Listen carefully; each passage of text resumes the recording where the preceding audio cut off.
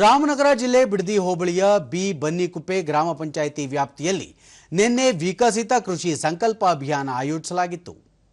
ಪಶು ವೈದ್ಯಾಧಿಕಾರಿ ಶಿಲ್ಪಶ್ರೀ, ಬಿಡದಿ ತೋಟಗಾರಿಕೆ ಸಹಾಯಕ ಅಧಿಕಾರಿ ನಿತಿನ್, ಕೃಷಿ ಅಧಿಕಾರಿ ಶ್ರುತಿ ಮತ್ತಿತರರು ಪಾಲ್ಗೊಂಡಿದ್ದರು. ಈ ವೇಳೆ ರೇಷ್ಮೆ ಕೃಷಿ, ತೋಟಗಾರಿಕೆ ಹಾಗೂ ಪಶುಸಂಗೋಪನಾ ಬೆಳೆಗಳು ಹಾಗೂ ರೋಗ ನಿರೋಧಕ ಕೃಷಿಯ ಬಗ್ಗೆ ರೈತರಿಗೆ ಮಾಹಿತಿ ನೀಡಲಾಯಿತು.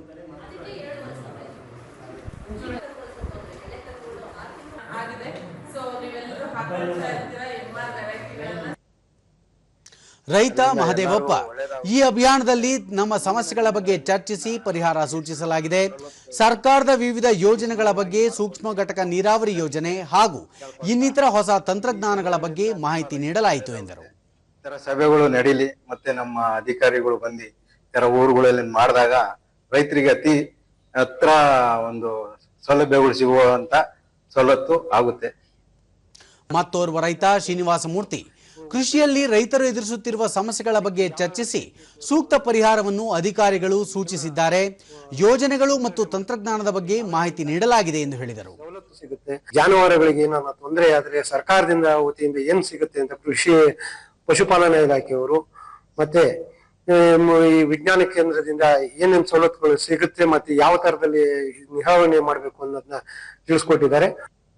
ಶಿಲ್ಪಶ್ರೀ, ಕೃಷಿ ಮತ್ತು ವಿಜ್ಞಾನ ಕೇಂದ್ರ ಹಾಗೂ ತೋಟಗಾರಿಕಾ ಇಲಾಖೆ ಸೇರಿದಂತೆ 15 ದಿನಗಳ ವಿಕಸಿತ ಕೃಷಿ ಸಂಕಲ್ಪ ಕಾರ್ಯಕ್ರಮ ಆಯೋಜಿಸಲಾಗಿದೆ.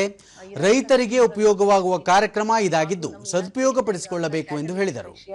ಹಾಗೂ ಶೀಪ್ ಎಕ್ಸ್ಕ್ರೇಷಿಯಾ ಬಗ್ಗೆ ಮಾಹಿತಿ ನೀಡಿದ್ದೇನೆ ಮತ್ತು ಕೆಸಿಸಿ ಕಿಸಾನ್ ಕ್ರೆಡಿಟ್ ಕಾರ್ಡ್ ಅಡಿಯಲ್ಲಿ ರೈತರಿಗೆ ಅವರು ಸಾಕಿರುವಂತ ಜಾನುವಾರುಗಳಿಗೆ ಹೇಗೆ ಸಾಲ ಪಡ್ಕೋಬಹುದು ಬ್ಯಾಂಕ್ ಕಡೆಯಿಂದ ಅನ್ನೋದ್ರ ಬಗ್ಗೆ ಮಾಹಿತಿಯನ್ನ ನೀಡಿದ್ದೇನೆ. ನಿತಿನ್, ಈ ಅಭಿಯಾನದಲ್ಲಿ ರೈತರ ಸಮಸ್ಯೆಗಳ ಕುರಿತು ಚರ್ಚಿಸಿ ಪರಿಹಾರ ಸೂಚಿಸಲಾಗಿದೆ. ವಿವಿಧ ಯೋಜನೆಗಳ ಬಗ್ಗೆ ಮಾಹಿತಿ ನೀಡಿದ್ದು ಸೂಕ್ಷ್ಮ ಘಟಕ ನೀರಾವರಿ ಯೋಜನೆ ಕುರಿತು ತಿಳಿಸಲಾಗಿದೆ ಎಂದರು.